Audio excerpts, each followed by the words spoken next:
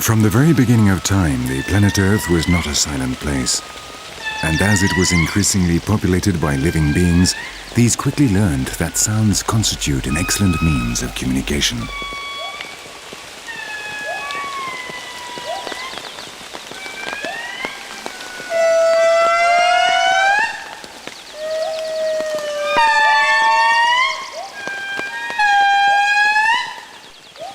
In the dense jungles where virtually no light penetrates, almost all these survivors have developed their sense of hearing in order to know whether or not they are alone.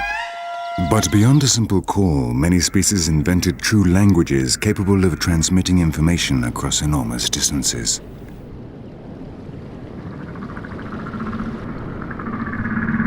All communications by sound imply the existence of a message and at least two participants, one who emits it and another who hears it. When both are of the same species, it is assumed that they will gain some positive benefit from this acoustic signal. But problems may arise when enemies intercept sounds which are not meant for them and learn to use them against those producing them. There is a universal code among animal species by means of which all innately recognize when a call is a threat, when it is an expression of desperation, or when it signifies true fear.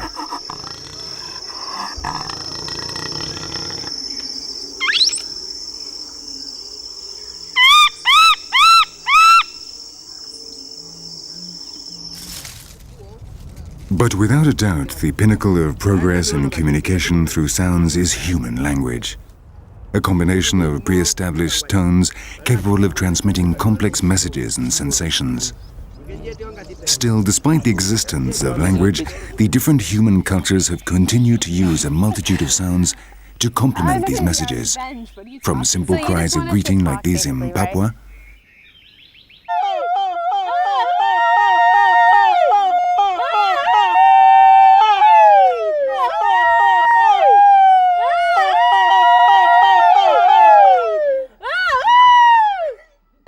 to the development of music and dance, both of which have much in common with the songs and dances of many animals. All these sounds express something, all speak of love, identity, memory, or promise.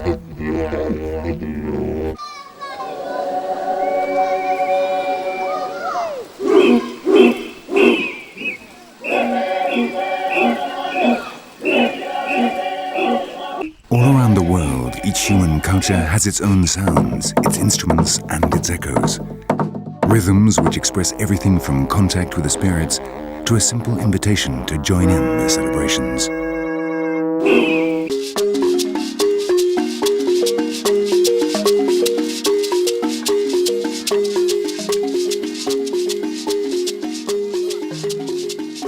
We are going to break the silence.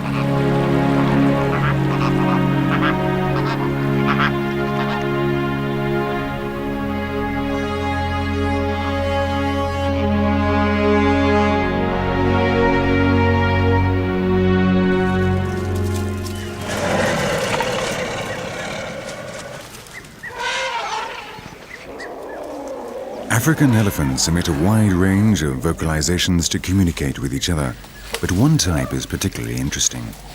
The very low frequency or infrasonic calls which the human ear cannot perceive. These infrasonic signals have a longer wavelength than high frequency sounds and so are not affected by obstacles such as leaves or grass. They are therefore ideal for communication over long distances. On the savannah or in the jungle, elephants can hear a bellow or loud trumpeting only up to a few hundred meters away, while an infrasonic sound is audible to another elephant at a distance of several kilometers.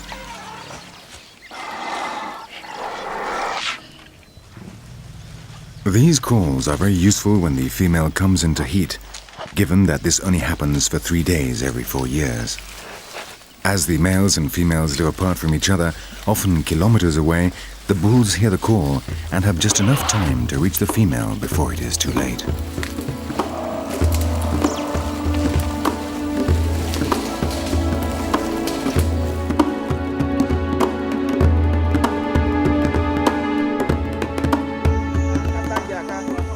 In Africa, the groups of humans also quickly discovered an efficient system for transmitting calls over long distances. The percussion of drums is capable of communicating surprisingly complex messages over many kilometers across jungle or plain alike.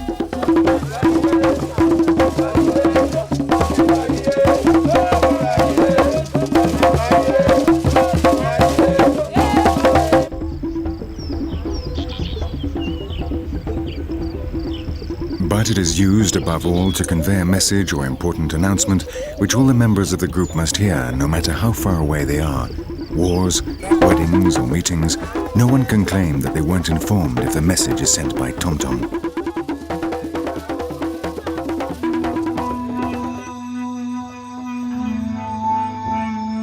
The system of percussion is also used on the island of New Guinea and in many others in Indonesia.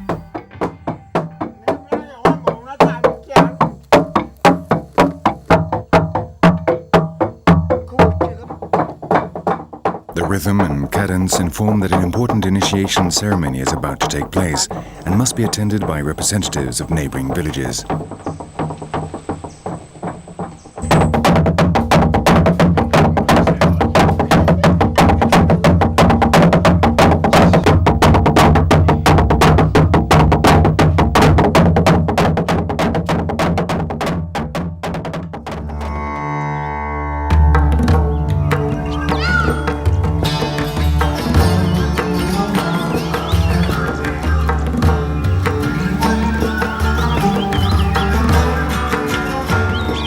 Up to now, we have seen sound systems which convey information between members of the same species. But around the planet, there are cases of very different animals who have reached curious biological pacts in their calls, especially those of alert. One such example is to be found here in India. The chital is a type of deer which lives in this region and which likes to graze alongside curious simian companions, the langurs.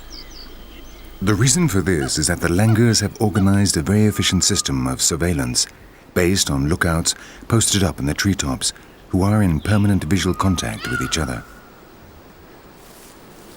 The langurs have very good sight, but when they come down to the ground in order to complement their diet, they lose the advantage of perspective and become vulnerable.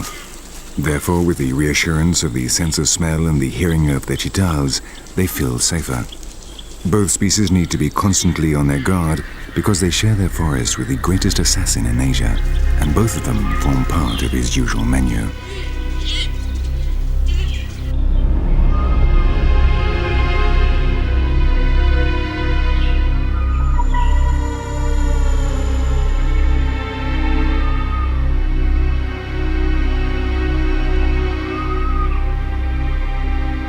The Indian tiger can reach up to 260 kilograms in weight, and so despite their cryptic markings, it is difficult for them to go unnoticed when they move, above all if there are sentries in virtually every tree in the area. When a langur spots the tiger, it sounds the alarm.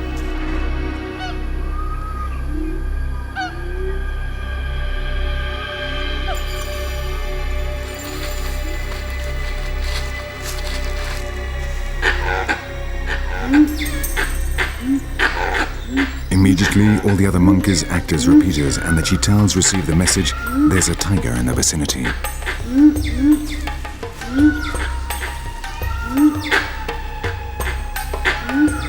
The chitals then use their sign language, their tails and ears become erect, and they bang their feet on the ground.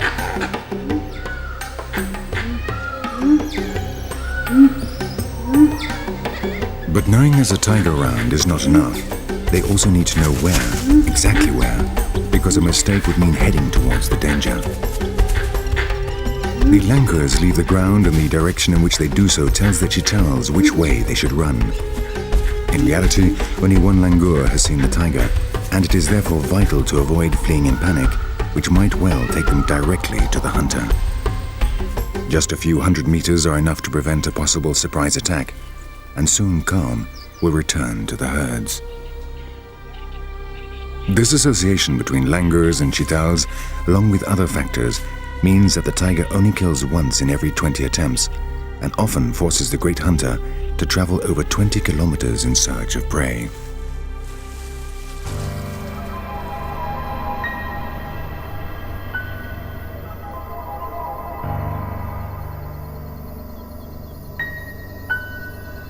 On the other side of the world lives an animal whose screams also help it survive.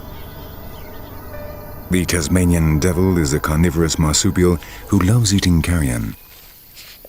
It is not a very large animal, and nonetheless it has a very bad reputation. Even its name would be an exaggeration if it were not for the noise it makes. The first Europeans to arrive in Australia heard terrifying grunts in the dark of night and thought they were produced by a terrible, extraordinary animal, a devil, hence the name. The fact is, the Tasmanian devil has a very bad temper, and when two of them meet over a dead body, they settle their differences by screaming at each other.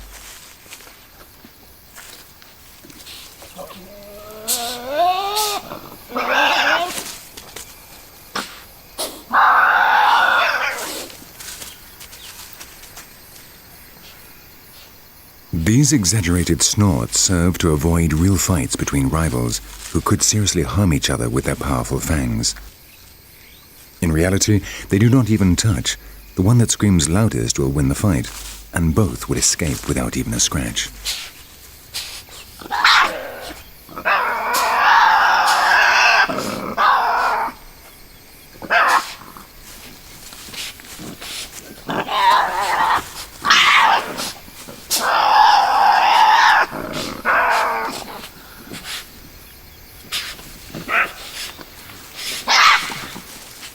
If the devils really attacked each other in these clashes, they would inflict numerous wounds, and even the winner might well die from a subsequent infection. Therefore, natural selection has favored screams as a survival factor above real physical aggression.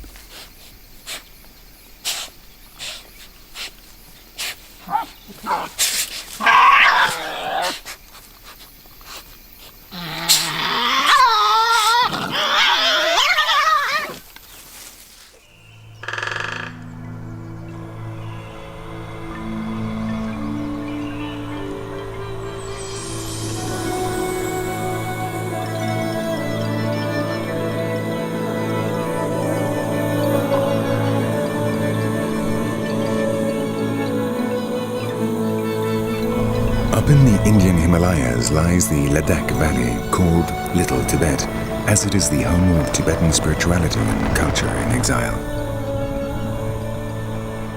At the monastery of Lama Yuru, the annual festival of dances called Cham is about to begin.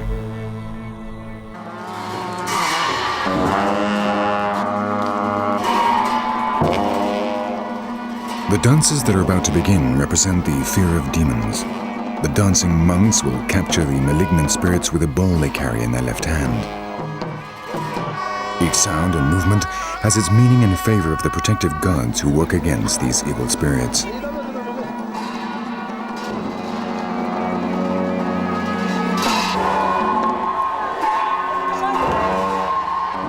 The origin of the dance is the Bon Chos, an animist religion which existed before Buddhism, and which has left this legacy which the monks incorporate as a metaphor of the gradual conquest of the ego, the final aim of Buddhism.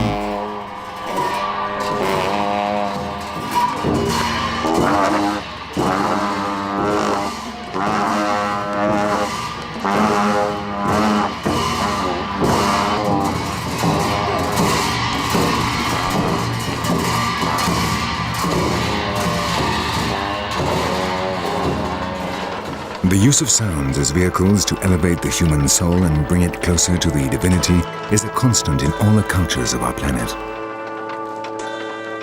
The chants help achieve another level of consciousness, evoke the other world, and seem to bring closer the distant murmur of the souls of the dead.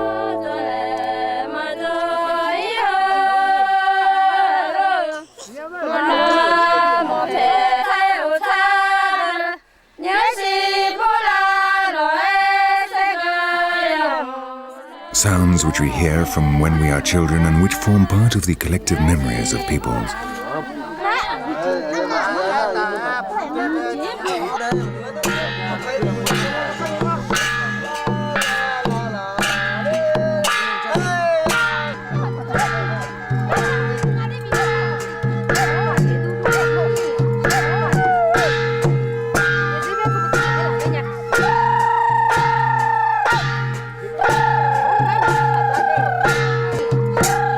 this village in the north of Laos, the dancers are to ask for a good rice harvest and a short dry season.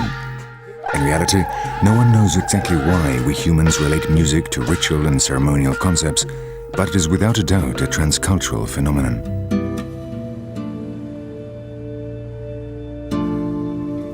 In Rio de Janeiro, the Macumba ceremonies, a mixture of ancestral African rites and Christianity, are an extreme example in which participants go into a trance amidst an atmosphere saturated with sounds without which the act could not take place.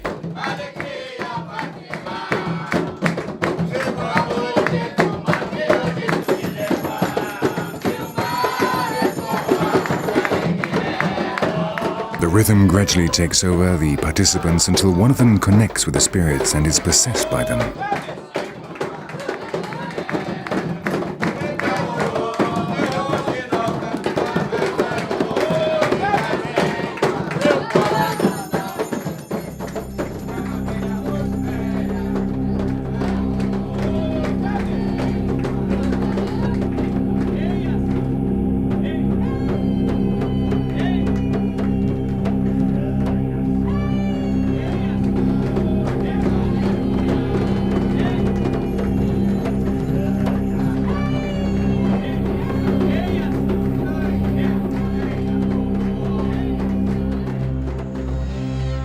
The fact is, sounds unite the members of a community, be it religious or of birds.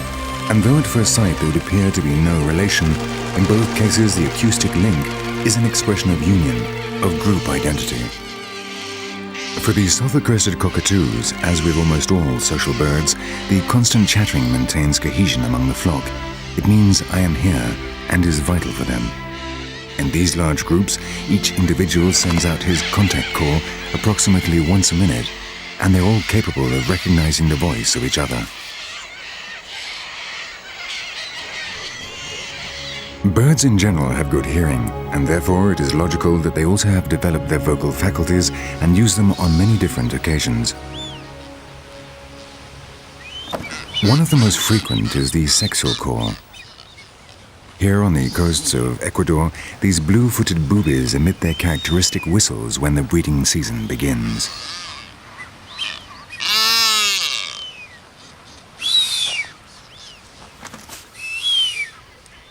But it is in southern Spain that we find a species for which sound is a question of life and death.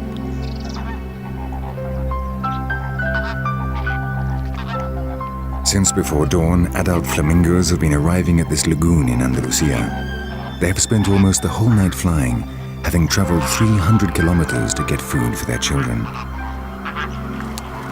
But when they arrive, the problems begin because each adult must find his own chick in the middle of a starving, clamoring horde of young flamingos.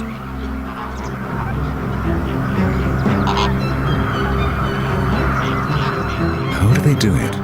They simply recognize the sound of its voice and are capable of distinguishing the cries of their child from all others, even though there are thousands of them.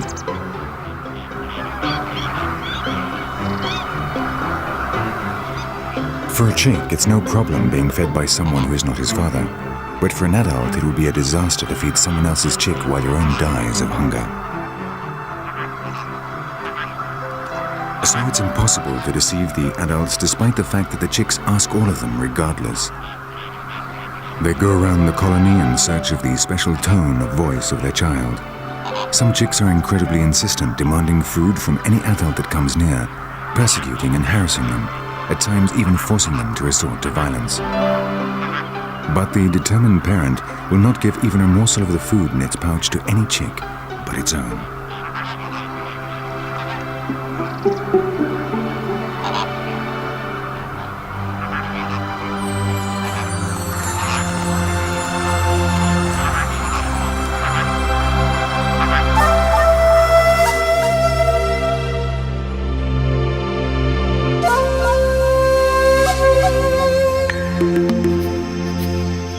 In the dense, dark interior of the rainforests of South America, sight is not much use.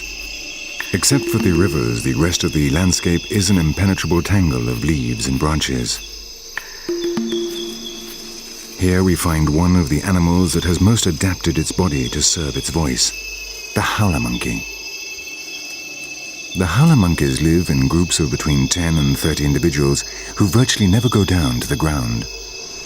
They maintain absolute peace within their groups, do not fight for the right to copulate or to dominate the others, but they do feel the overriding need to defend their territory from incursions by other groups of howler monkeys.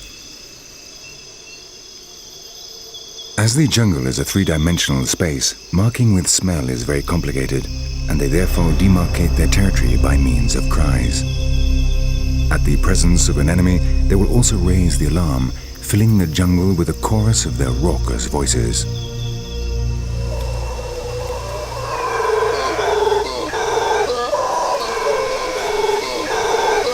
For a jaguar trying to hunt, this ruckus is very annoying.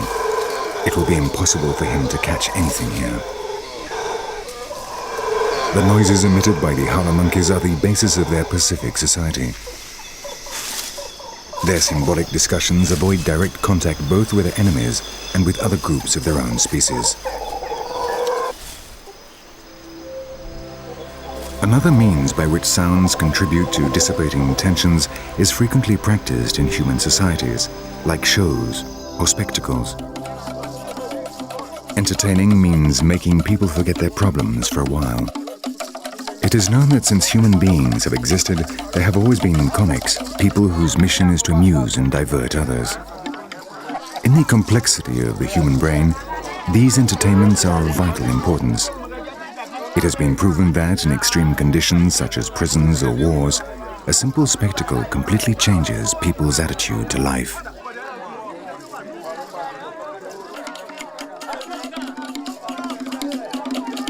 These girls from the Ivory Coast have been trained for an exercise called jongla. They travel from village to village, giving exhibitions in which it is supposed they are possessed by a spirit which protects them as they perform dangerous gymnastics. The people are anxiously awaiting the start of the show. The key components are the child and an extremely sharp spear, which are brought dangerously, spectacularly close to each other.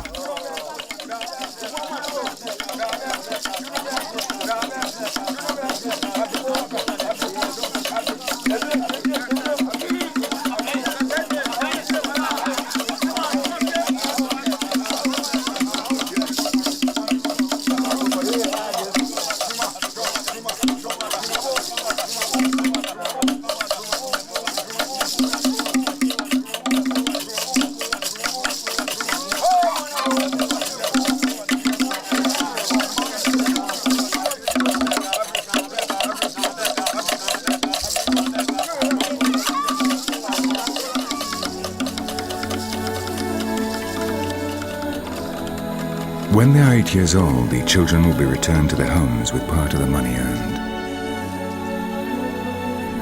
As with almost everything, human beings have once again transcended the biological meaning of sounds to incorporate them into a higher dimension, which we call music.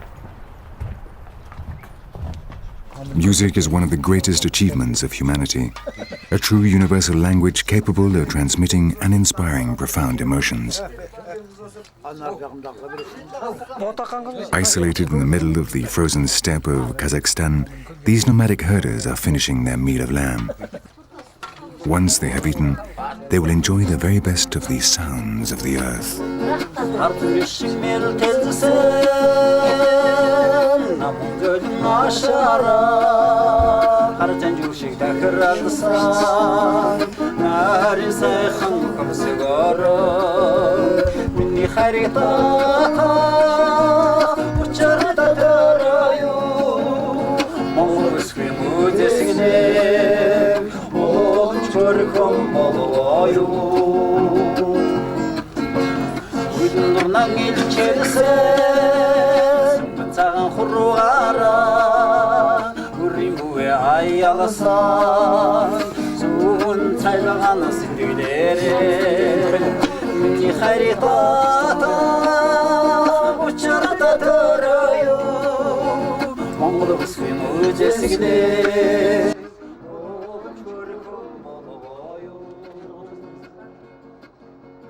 Aklın askan darya